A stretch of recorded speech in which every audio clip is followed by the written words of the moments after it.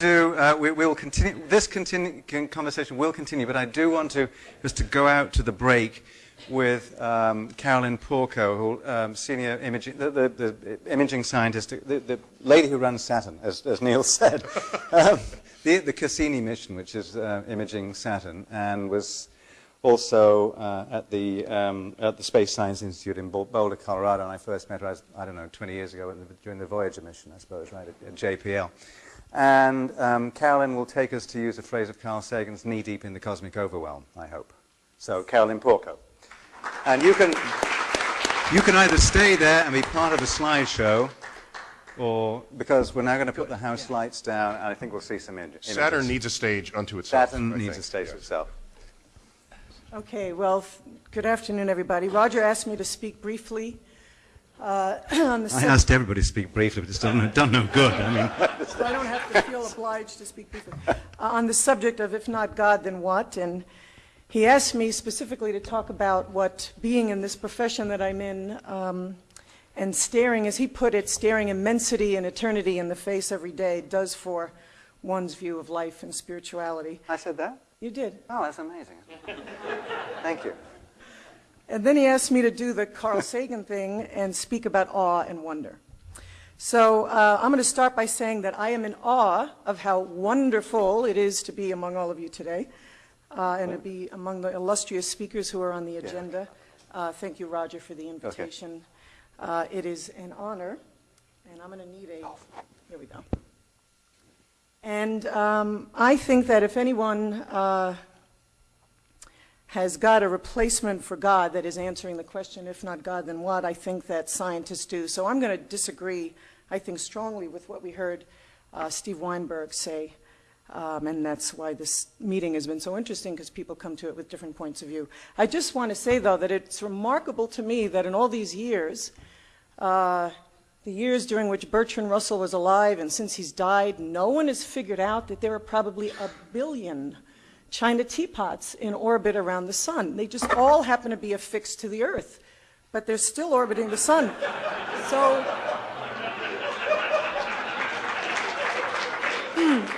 So somebody should take that statement and just stick an Alpha Centauri in there and take out the sun, because the way it's stated, it's incorrect.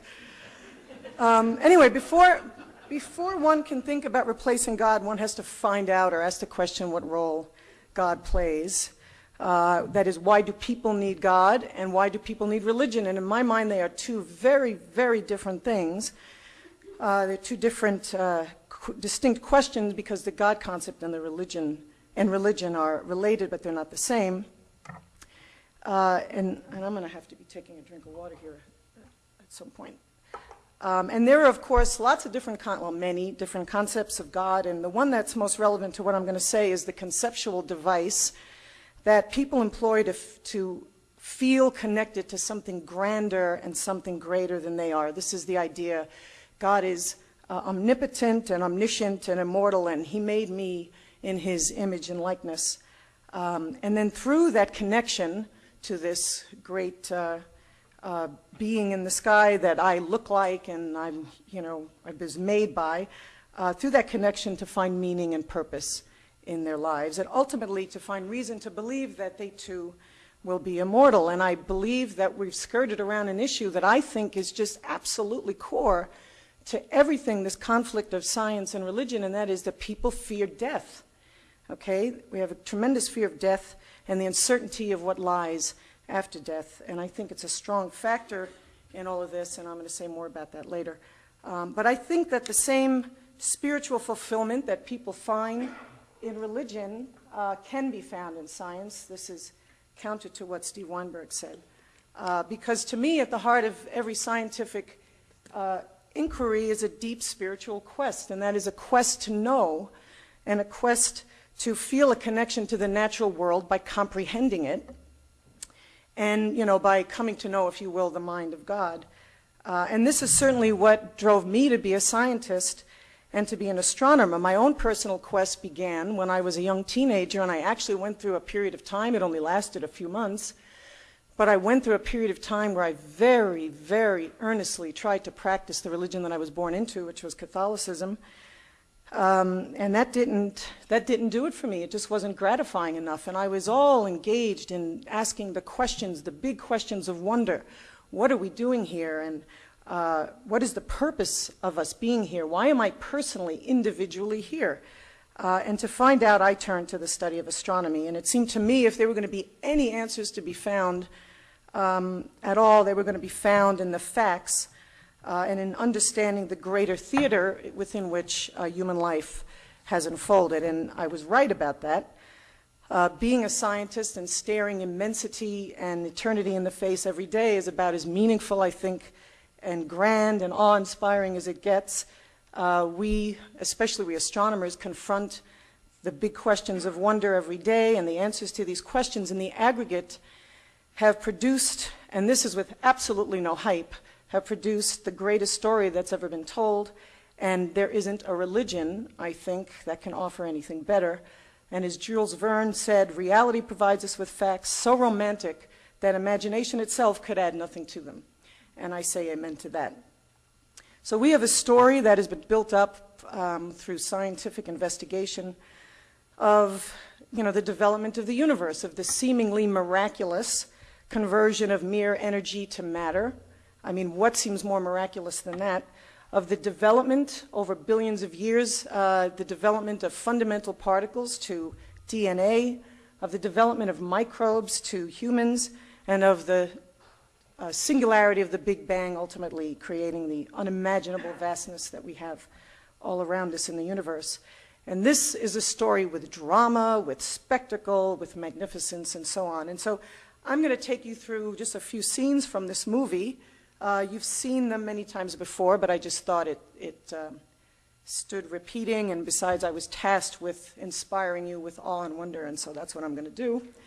And so this is our Earth, as you know. We're going to step back, and we're going to go not quite to the Big Bang. I couldn't find a graphic for the Big Bang, but you all know in the scientific story, we all began with the Big Bang. But this is the Hubble Deep Field. It is the deepest picture that was ever created. I think that's still true. You can see this whole potpourri of objects. Everything in here is a galaxy.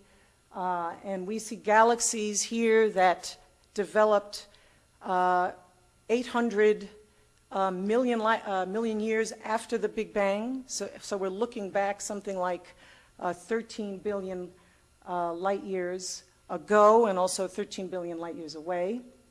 You all know, you look backwards, you look out into the universe, and the farther out you go, the farther backwards in time you go. And then there are galaxies that look kind of normal in this image. There are spirals, there are ellipticals, and so on. And these are the younger galaxies here. They're closer to us.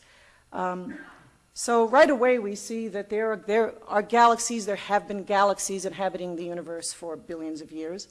This is just a particular group of galaxies. They are dynamically connected.